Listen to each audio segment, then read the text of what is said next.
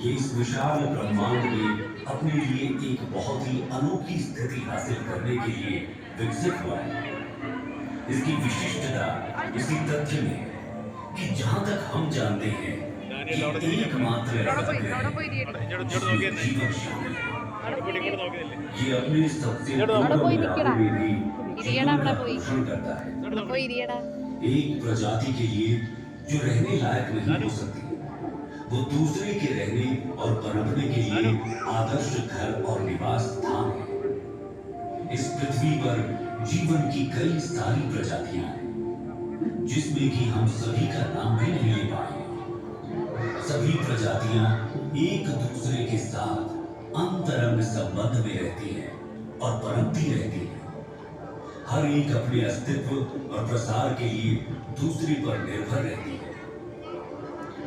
अरबों वर्षों में हमारी पृथ्वी विस्तार करते रहने वाले ब्रह्मांड में लड़खड़ाते हुए ഡാനിയ, उस पर संपूर्ण जीवन के लिए एक जीवंत अंतरिक्ष डैडी? यान बन गई है।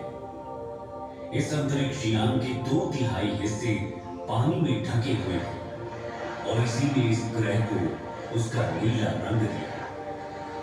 यहाँ पर जीवन के प्रथम रूप दिखाई दिए। समुद्र के सबसे गहरे बिंदुओं से जीवन भूमि और सबसे ऊंचे पहाड़ों की ओर चला गया। पृथ्वी की गहराई में इसकी गर्म मैंटल और फिर बाहरी और आंतरिक कोश है। वहां का तापमान लगभग 5400 डिग्री सेल्सियस होने का अनुमान है, जो सूर्य की सतह के तापमान के लगभग बराबर है। ऐसा माना जाता है कि पृथ्वी का आंतरिक कोर धीरे धीरे बढ़ रहा है, क्योंकि आंतरिक कोर की सीमा पर तरल बाहरी कोर पृथ्वी के आंतरिक भाग के क्रमिक शीतलन के कारण प्रति अरब वर्ष लगभग 100 डिग्री सेल्सियस पर ठंडा और ठोस हो जाता है। पृथ्वी के आंतरिक और बाहरी कोर में निर्मित कन्वेक्शन करंट्स अर्थात हमारे ग्रह की चुंबकीय फील्ड्स का निर्माण करते हैं।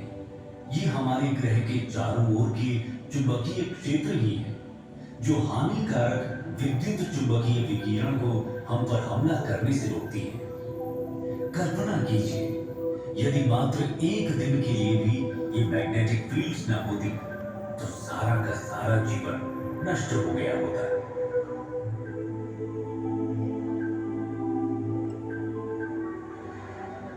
महासागरीय धाराएं समुद्री जल की निरंतर निर्देशित गति है, जो उस पर कार्य करने वाली कई शक्तियों द्वारा उत्पन्न होती है, जिसमें हवा, तापमान, टूटती लहरें, गहराई की रूपरेखा और तटरेखाएं, साथ ही अन्य धाराओं की दिशा और ताकत के साथ इसका इंटरैक्शन शामिल है। ये समुद्री धाराएं ही हैं जो वैश्विक कन्वेयर बेल्ट बनाती हैं और उन क्षेत्रों के तापमान को प्रभावित करती हैं जहां से वे यात्रा करती हैं। धरती मां ने अपने ऊपर जीवन को पनपने देने के लिए अरबों वर्षों में स्वयं को विकसित किया है। उसने ये सुनिश्चित करने के लिए तत्वों के साथ बेहतरीन संतुलन बनाया है कि इसकी कई प्रजातियों के बच्चों का अस्तित्व हमेशा बना रहे। परंतु जैसे जैसे हम मनुष्य बड़े होते गए, हम और भी अधिक शक्तिशाली होते गए। जब तक कि हम अपने ग्रह के प्रति अधिक सचेत नहीं होंगे, तो जो ज्ञान हमने प्राप्त किया है वो अंततः हमें नष्ट भी कर सकता है। हम मनुष्यों को शक्तिशाली होने के बावजूद अपनी बढ़ती आबादी को संसाधन उपलब्ध कराने के लिए पृथ्वी का शोषण करने के लिए अधिक मजबूर होना पड़ेगा और अपने मूर्खतापूर्ण उपभोग के कारण कई प्रजातियों को बर्बाद कर चुके हैं। पृथ्वी ने हमें पहले से ही चेतावनियां देना शुरू कर दिया है। प्रमुख जलवायु परिवर्तन, ध्रुवीय टोपी का पिघलना, जो कि हमारे मीठे या ताजे पानी का सबसे बड़ा भंडार है, न केवल उसके भंडार को बर्बाद करता है, बल्कि पृथ्वी की ऊपरी तह को भी विकृत करता है, जिसके फिर दूरगामी परिणाम होते हैं। हम अपनी भूमि के उपजाऊपन को कम कर रहे हैं और इसकी हमें उपज देने की क्षमता चिंताजनक दर से कम हो भी रही है।